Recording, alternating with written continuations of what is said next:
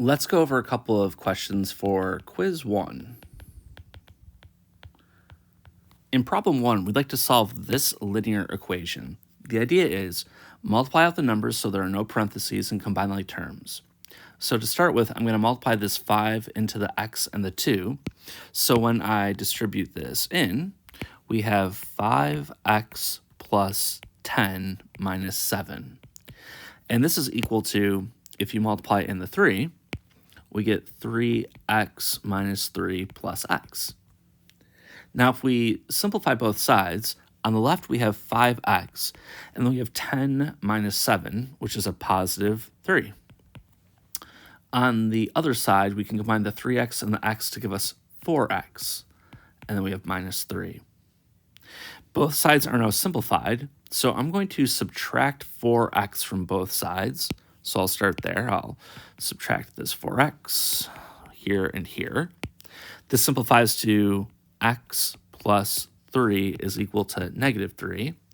And lastly, I will subtract 3 from both sides.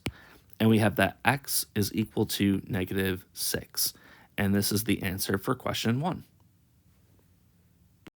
In problem 2, we'd like to solve this quadratic equation by factoring. The first step is to set one side equal to 0. So I'm going to subtract 7 from both sides. So if I subtract a 7 and a 7, on the left we have x squared minus 6x, and then we have minus 7. Those are not like terms, so none of those combine. On the right we have 7 minus 7, which is 0. It should be that on the left side, we can factor this into two linear expressions. I know it has to be an x and an x. I want to put a number here and here that multiplies to negative 7 and adds to negative 6. I know I have to have a positive and a negative because the product of those would give me a negative number. If I do negative 7 and positive 1, so I'll put a 1 here and a 7 here, the product is negative 7, and the sum is negative 6. So this factors from this. I used a guess and check approach. We can now take each linear factor and set it equal to 0 separately, like this. In the first equation, I'll subtract 1 from both sides, and we get that x is equal to negative 1. This is one of the solutions. On the second linear equation, I'll add 7 to both sides. In doing so, I get that x is equal to positive 7. And these are the two solutions to the quadratic equation.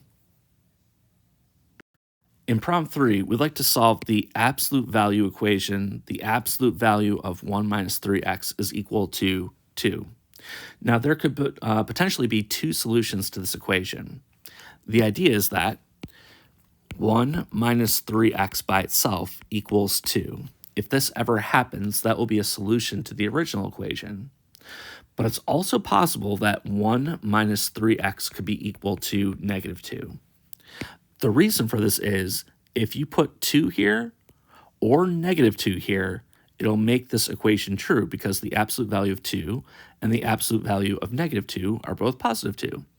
This is why we're allowed to take this equation and split it into these two separate ones. I'll solve this equation by itself. I'll first subtract 1 from both sides.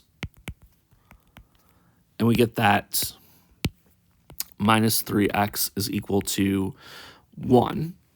And then I'm going to divide both sides by negative 3. And we get a solution. X is equal to negative 1/3. In the other equation, I'll do an almost identical process.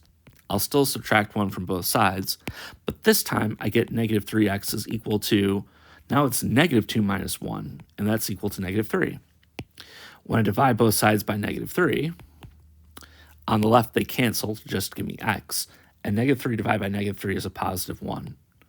These are the two solutions and the only two solutions to the absolute value equation. In question 4, we're going to solve this root equation. The trick behind this is we will square the square root, which cancels it. This will change this equation from a root equation into a quadratic equation. So what I'll do is square the left side, but I'm also going to square the right side too. Now, potentially, we could end up with an equation that's not identical to the one that we start with, but it will give us all of the possible solutions to the original equation. So as I said, if you square an entire square root, those are inverse operations and they cancel, and we're left with 12 minus 4x. So on the left side, we have 12 minus 4x. On the right side, if you square x, you get x squared. Since this is now a quadratic, I'm going to set one side equal to 0. I'm going to do this by, I'll subtract 12 from both sides, and also in the same step, I'll add 4x to both sides. On the left, we have 0, and this is equal to x squared. I'll put the plus 4x first and the minus 12 second. We can solve this equation by factoring, maybe using a quadratic formula. I'm going to try to factor. So we'd have to have an x and an x, a positive and a negative. The reason it has to be a positive and negative is because this last number is negative. Are there two numbers that multiply to 12, negative 12, and yet add to positive 4? I think that has to be 6 and a negative 2. The sum is 4, the product is negative 12. This means we have two solutions, when x plus 6 is equal to 0, or x minus 2 is equal to 0. If we subtract 6 here, and also if we add 2 over here, we get two solutions, negative 6 and x is equal to 2. Do both of those solve the original equation? So I'm going to go back up here and write down what that original equation is. That's 12 minus 4x. Is that equal to x? One of these might not work. Maybe none of them work. The only way we can know this for sure is by checking, by plugging in. I'm going to start with negative 6. I'm going to put that in place of all of the x's. So to check x is equal to negative 6, let's see, that's the square root of 12 minus 4 times minus 6. Is this equal to negative 6? There's no way this can be true, but just to see why, that's the square root of, okay, 4 and 6 multiplies to 24. It's going to be positive 24. So this is positive 36. Does that equal to negative 6? No. The square root of 36 is 6. It does not equal negative 6. What does this mean? This is not a solution, so I don't want to include this one. Let's check the other one. The other one is x is equal to 2.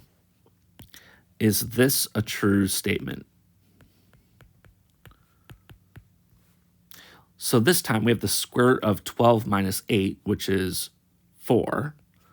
And the square root of 4 does, in fact, equal 2. So this is true. This works. 2 is the only solution to this root equation.